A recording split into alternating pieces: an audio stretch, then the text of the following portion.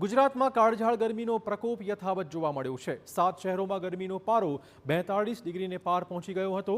હજુ ગરમીનો પારો 43 ડિગ્રી પાર જવાની શક્યતા નકારી ન શકાય। 43.6 ડિગ્રી સાથે રાજકોટ બન્યું છે રાજ્યનું સૌથી વધુ ગરમ શહેર। રાજ્યમાં નોંધાયેલી ગરમીના આંકડાઓની વાત કરીએ। રાજકોટમાં 43.6 ડિગ્રી તાપમાન નોંધાયું હતું।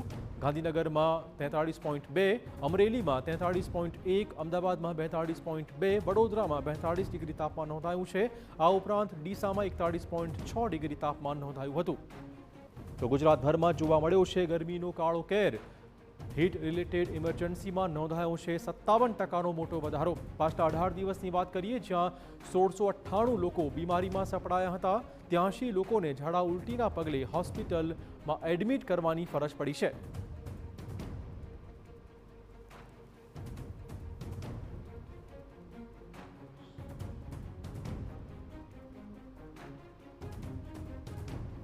આગાહીકાર અંબાલાલ પટેલની એક નવી આગાહી પણ સામે આવી છે। રાજ્યમાં ગરમીનો પારો હવે ધીમે ધીમે ઘટવાનો છે।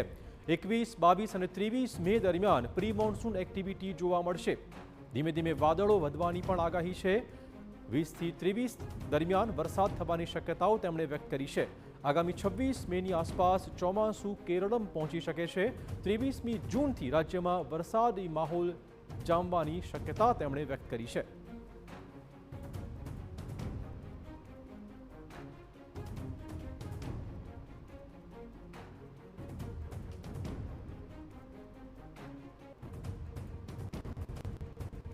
બાવીસ દિવસમાં પ્રી મોન્સૂન એક્ટિવિટી વધશે અને અરબ સાગર પણ સક્રિય થવાની શક્યતા રહેશે, જેના કારણે પશ્ચિમ ઘાટમાં પણ વરસાદ થવાની શક્યતા રહેશે અને વાદળો તો અત્યારથી આવવાના માંડશે।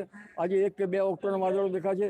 ધીરે ધીરે ક્લાઉડ કવર વધશે અને તારીખ 19, 20, 21, 22, 23, 24 અને 25માં પ્રી મોન્સૂન એક્ટિવિટીનો વરસાદ થવાની શક્યતા રહેશે।